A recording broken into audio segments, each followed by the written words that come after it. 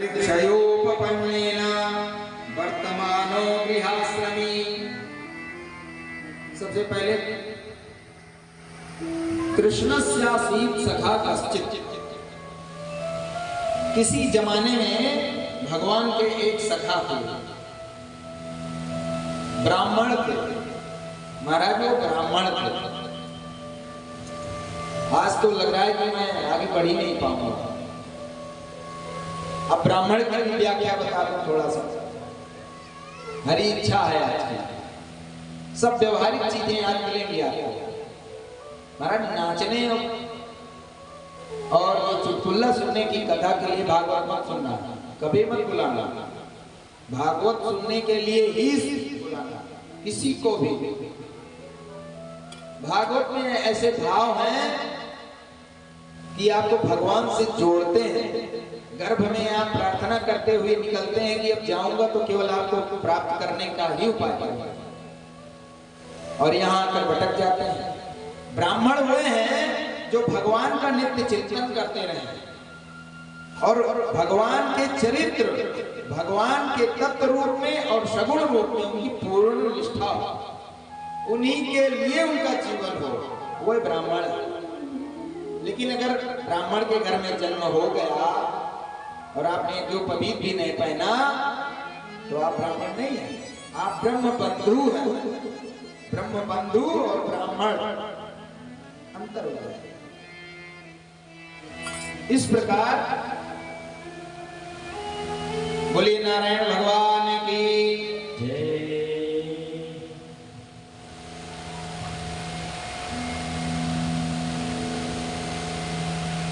ब्राह्मण हैं, वेद उपनिषद में वर्णित तत्वात्मक ब्रह्म की उपासना करने वाले हैं सदा सर्वदा। ब्रह्मवित्तमः, एक ब्रह्मविद, ब्रह्म को जानने वाला। ब्रह्म को जानने के बाद ब्रह्म में जिसकी निष्ठा हो जाती है, प्रत्येक प्रकार से समर्पण हो जाता है, वो ब्रह्मवित्तमः। ब्रह्मविद उत्तमः, सब में श्रेष्ठ। और विरक्त, किससे विरक्त हैं? इंद्रियार्थेश, इंद्रियों के अर्थ यानी इंद्रियों के विषयों से पूर्णतः विरक्त है। और प्रशांत आत्मा, वह बहुत शांत है। जब इस संसार के भोगों से मुक्ति मिल जाती है, विरक्ति हो जाती है, तो दुख काहेगा? न सुख की कामना न दुख की कामना। प्रशांत आत्मा, पूर्ण रूप से शांति। उनके तीन प्रकार के ताप हैं महाराज, दैहिक, दैविक और भौतिक। दैहिक, आधिदैविक, आदि भौतिक और आध्यात्मिक, तीनों ताप उनके शांत हैं। आप लोग जब संकल्प पूजा पाठ कराते हैं, कहते हैं हरि ओम शांति ही शांति ही शांति ही, तो इन्हीं आध्यात्मिक तीनों तापों के समन के लिए शांति की जाती है। अगर कोई गृहस्थ के भौतिक दैहिक समस्याओं से निवृत्त हो गया हो तो उसको दो शांति, आधिदैविक, आदि भौतिक और आध्यात्मिक, तीनों जब पूर्ण हो जाए तो शांतात्मा हो जाता है। और जितेंद्रिया, सर्वथा अपनी इंद्रियों को बस में रखने वाले अधिकारी हैं महाराज। नित्यानित्य वस्तु विवेक, यहाँ मूत्र फल भोग विराग, समाधि, सत्य संपत्ति और जिज्ञासु की इच्छा, ब्रह्म को प्राप्त करने की इच्छा, मुमुक्षुत्वं चेत्, ये चार जिसके अंदर हैं वो अधिकारी है। और भागवत में ये चारों हैं। पांचवी भक्ति है, पांचवी भक्ति है, प्रेमा भक्ति है। और भगवान कृष्ण के वो परम मित्र और भक्त दोनों, जो कुछ मिल जाता है उसी से वो अपना जीवन निर्वाह कर लेते हैं। लेकिन वर्तमान में वो गृहस्थ हैं, गृहस्थ में हैं। और महाराज गृहस्थ में रह के हम लोग क्या कहते हैं? महाराज बहुत समस्या है। गृहस्थ में रहकर सुदामा कितना भगवान के करीब है, बहुत उनके स्नेही और उनकी पत्नी का वर्णन मिलता है। सुखदेव जी कहते हैं तस्य भार्या कुचैलस्य क्षुत्क्षामा च तथा विधा पतिव्रता पतिपुत्राः लायता वदनेन सा दरिद्रा सीदमाना सा दीपमानाभिगम्य च। उनकी भार्या सुदामा जी गुणों के भंडार हैं। ऐसे गुणवान, जितेंद्रिय, प्रशांत आत्मा, विरक्त, भगवान के भक्त, ब्रह्मवेत्तम ब्राह्मण श्री सुदामा जी की पत्नी का स्वरूप देखिए। भार्या कुचैलस्य, कुचैलस्य का मतलब तुलसी बाबा रामचरितमानस में कहते हैं सब विधि कुशल कुबेश बनाए। ज्यादा ये श्रृंगार भी खतरनाक है। पुरुष हो और चाहे स्त्री हो, देश काल किसी उत्सव में तो आप करिए, अन्यथा इसी श्रृंगार के पीछे जीवन समर्पित कर दीजिए। नहीं, अंदर की जो आत्मा है उसका श्रृंगार करिए भगवान के संकीर्तन से, भगवान की लीला से, भगवान की चरित्र से। पत्नी जो है वो कुचैल, उसके बालों में बहुत ज्यादा सौंदर्य नहीं रह गया है, छुत छामा, बहुत कमजोर हो गई है। और पतिव्रता, इन सब के बाद पतिव्रता कहते हैं। क्यों? चेहरे पर तेज नहीं रह गया, मलायता, मायूसी सी बिखरी हुई है। दरिद्रा, सीधमाना, प्रसन्न नहीं रहती है, दुखी रहती है। लेकिन इसके बाद एक शब्द सुखदेव जी ने कहा, पतिव्रता। आज के समय में अगर पति कमासुत है, कमाने वाला है, तो हर स्त्री हमारे पति अच्छे हैं, तब तो सारा सेवा पानी सब कुछ ठीक समय से होता ही है। कहीं अगर पति ना कमाए, धन ना लाए, तो पतिव्रता स्त्री कैसे हो? और यहाँ सुदामा जी केवल 5 घर से भिक्षा मांगते हैं। भिक्षा ब्राह्मण की वृत्ति मात्र थी, जीव को पार्जन के लिए। चाहते तो सुदामा बहुत कुछ कर सकते थे, भजन में व्यवधान ना हो, इसीलिए आजीवन उन्होंने व्रत, भिक्षा व्रत लिया और उससे जो प्राप्त हो जाता था उसी से वो जीवन चलाते थे, अधिक की कामना नहीं करते थे। और ऐसे व्रती और तपस्वी की पत्नी जिसकी उदात्त महिमा गाई गई, जितेंद्रिय विरक्तः ब्रह्मवित्तमः कृष्णस्यासीत् सखा, कृष्ण का वो सखा है। ऐसे व्यक्ति की जो पत्नी है वो पूर्ण निष्ठा से पतिव्रता है। एक शब्द पर्याप्त हो गया, सभी यौवनों पर भारी हो गया, सारे यौवन कट गए। इतनी दुर्व्यवस्था में भी अपनी पत्नी व्रता होने का जो गौरव प्राप्त है सुशीला महारानी को, वो बहुत ही जय जयकार करनी होगी। संकट की स्थिति में संतान को भोजन नहीं समय से, कपड़ा नहीं, घर नहीं, कुटिया है, फिर भी घबराती नहीं है, पति की आज्ञा में रहकर जीवन यापन करती है। सुदामा चरित्र जो है मानो हम गृहस्थों के लिए सजा सजाया उदाहरण है महाराज। हम जिस तरह गृहस्थी में भोगों को भोगते हैं, भूल जाते हैं कि एक दिन ये शरीर छूटना। भागवत का मात्र उद्देश्य है कि तुम मरने के पहले अपने जीवन के लिए सत्कर्म कर लो, क्योंकि परीक्षित तो 7 दिन का समय था, हमारे पास तो वो भी नहीं पता है। 7 दिन श्राप हो गया, अब कोई बीच में परीक्षित तो नहीं छू सकता। महात्मा सुखदेव जैसे सुरक्षित है, लेकिन हम लोगों को तो मरते हुए प्राणियों को देखते हैं फिर भी नहीं चित्त में चेत होता। आज एकदम आप सूखा सूखा भजन गाएंगे, सूखी सूखी कथा सुनाएंगे। बिल्कुल आप एकदम ध्यान से रखिए। सुदामा जी की पत्नी का ये गौरव है कि वो पति व्रता है।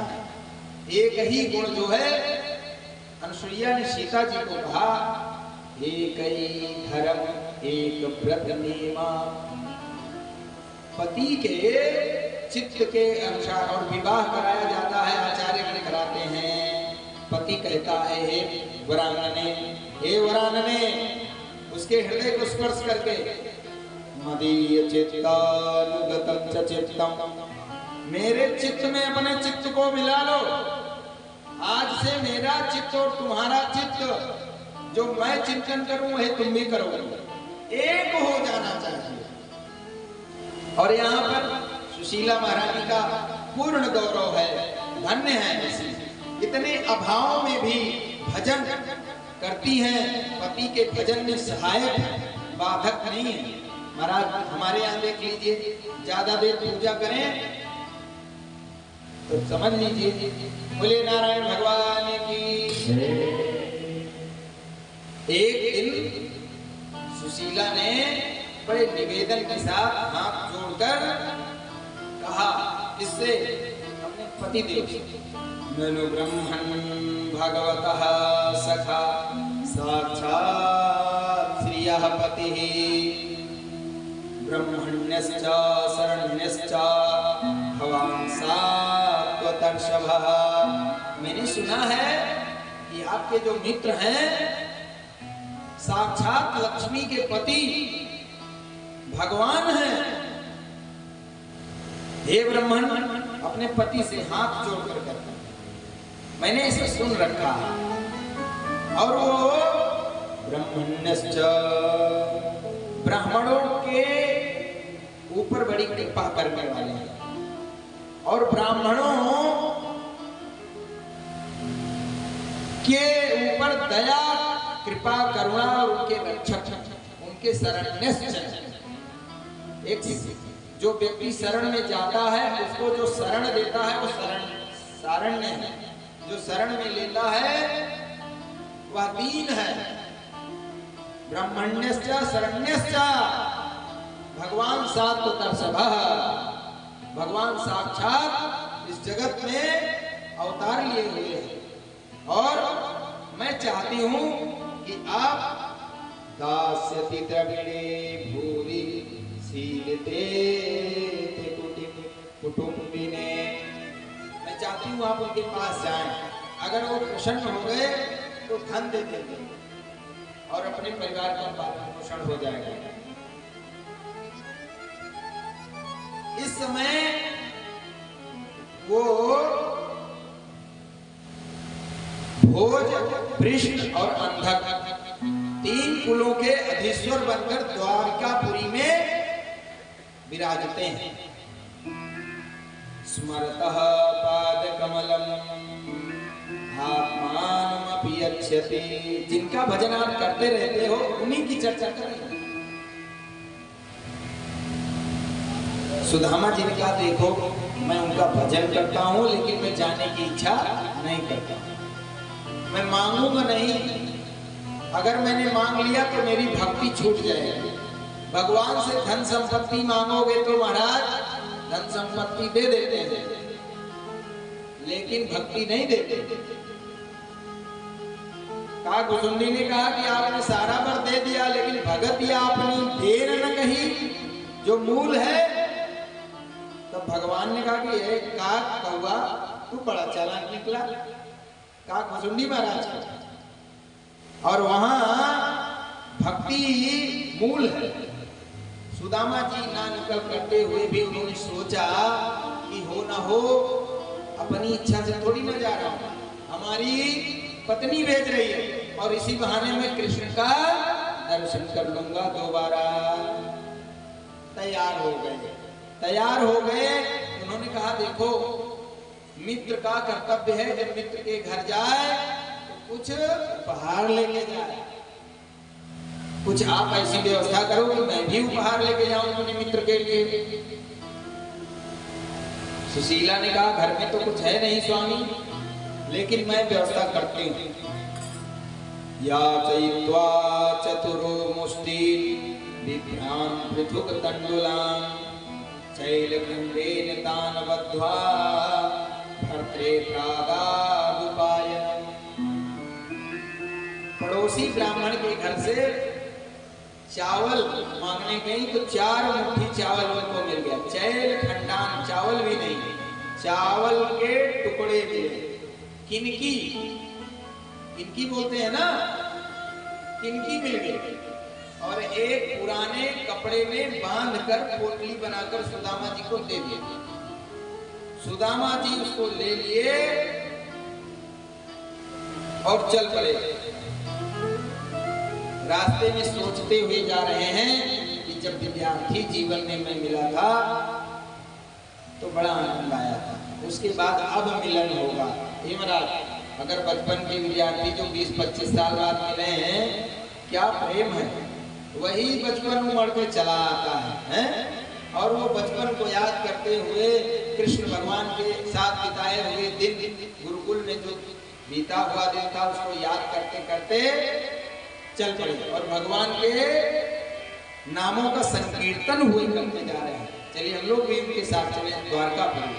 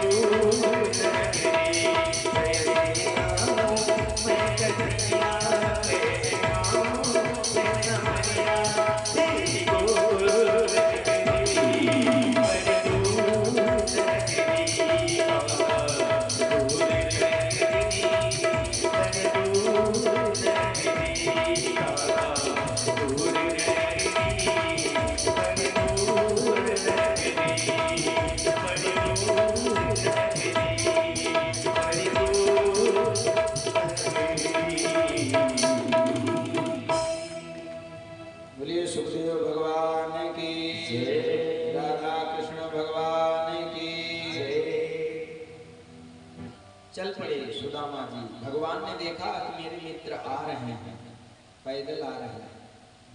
भगवान ने योग माया को प्रेरित किया और एक जगह शयन कर रहे थे सुदामा जी, उठाकर एकदम उनको द्वारकापुरी के नजदीक पहुंचा दिया। कुछ ब्राह्मण लोग मिले, बोले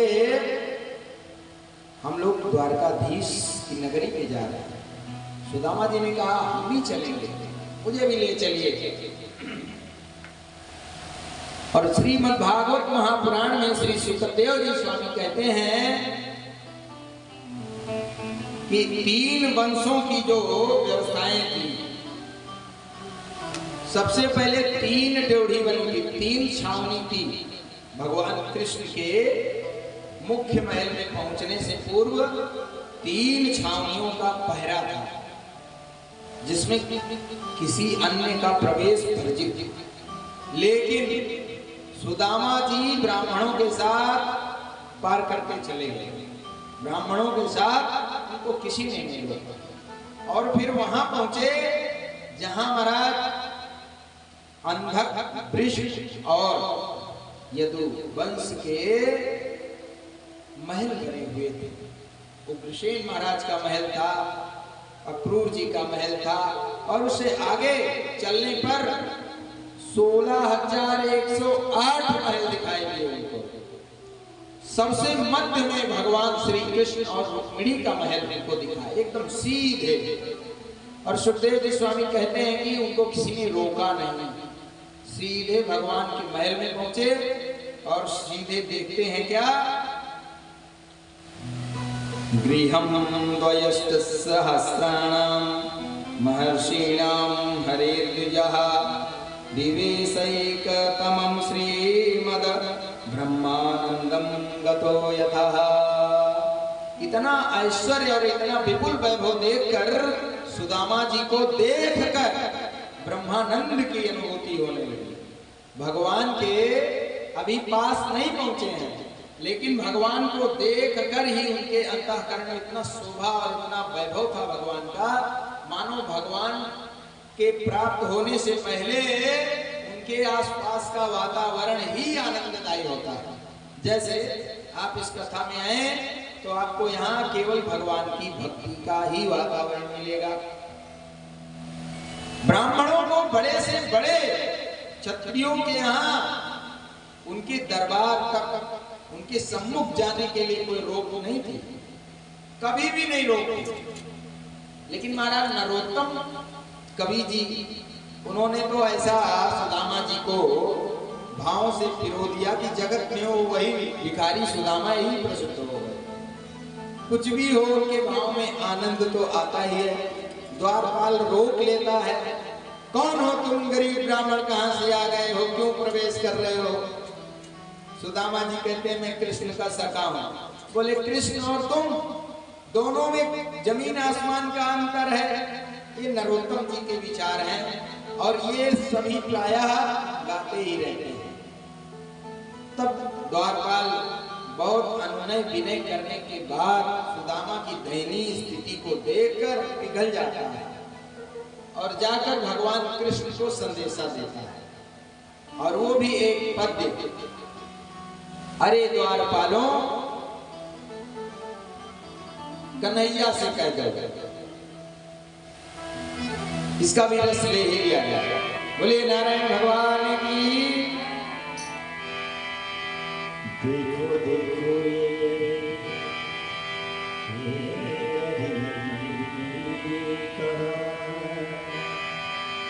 कृष्ण के दर पे विश्वास मेरे बचपन का यार है मेरा श्याम, यही सोच कर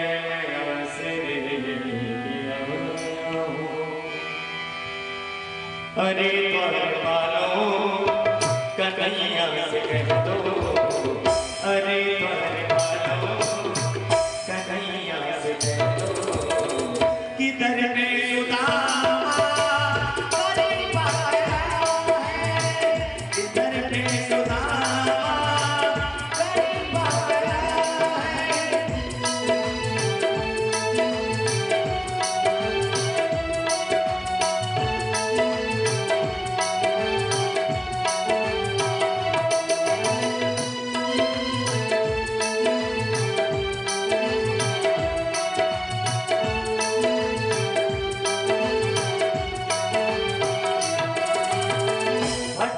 भटकते न जाने कहाँ से हमारे महल के करीब आ गया है, हमारे महल के करीब आ गया है। नजर पे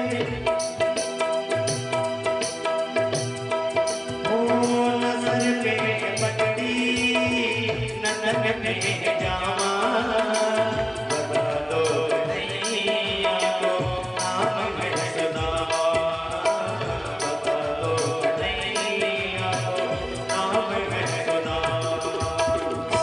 नजर पे पकड़ी नजर पे जावा बता दो नैया को नाम है सुदामा। नजर पे पकड़ी नजर पे जावा बता दो नैया को नाम है सुदामा, बता दो नैया को नाम है सुदामा। ये पर मोहन से जाकर गए तुम के पर मोहन से जाकर गए कि मिलने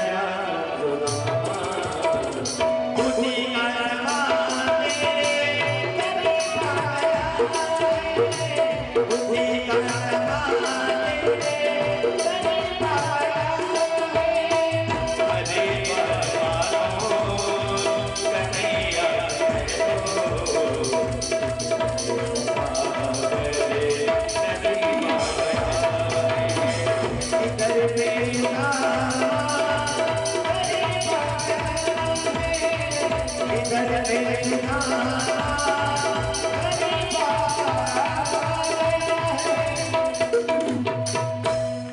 बोलिए सुदामा महाराज की जय। और भगवान के महल के सम्मुख पहुंचते ही देखा क्या कि पलंग पर अपनी प्राण प्रिया रुक्मिणी जी के साथ भगवान विराजे हैं। बोलिए रुक्मिणी कृष्ण चंद्र की जय। और भगवान ने देखा सुदामा को, सुदामा ने देखा भगवान को, मित्र ने देखा मित्र को, बचपन याद आ गया। कृष्ण भगवान किस अवस्था में थे भूल गए, झटपट पलंग से कूद पड़े, दौड़कर प्रियस्य विप्रलसे रंग संगाति निर्वृतः प्रीतो व्यमुदयत् बिंदु नेत्राभ्याम पुष्करेण। भगवान दौड़कर सुदामा को एकदम चिपका लिए, गले लगा लिए, परिरंभण। देखिए एक तो गले लगाना खाना पूर्ति होती है, एक कोई प्रेमी आ जाए और कचकचा के यहाँ पूरी तरीके से एकदम हृदय तक प्रवेश हो जाए। भगवान कन्हैया ने सुदामा को सख्य भाव में संकोच कर रहे हैं, कहीं छू लो इसका राजसी वस्त्र, लेकिन जब कृष्ण भगवान ने दबाया कायदे से तो कन्हैया को सुदामा ने भी जो है लिपटा लिया और मानो उनके कई जन्म जन्मों की प्यास बुझ गई। आखिर सखियां गोपियां इसी आलिंगन के लिए तो तरस रही थी महाराज, और यही आलिंगन सुदामा को मिल गया जो जीवन भर तप करते रहे कई युगों तक, और भगवान उनको उठा लिए अंकों में। भगवान तो सर्वांग सुंदर है, हष्ट पुष्ट, और सुदामा जीर्ण काय है। ले जाकर जहां पर लक्ष्मी बैठी थी रुक्मिणी जी, उसी पलंग पर बिठा लिए महाराज। रुक्मिणी जी घबराकर पलंग से उठ खड़ी हुई।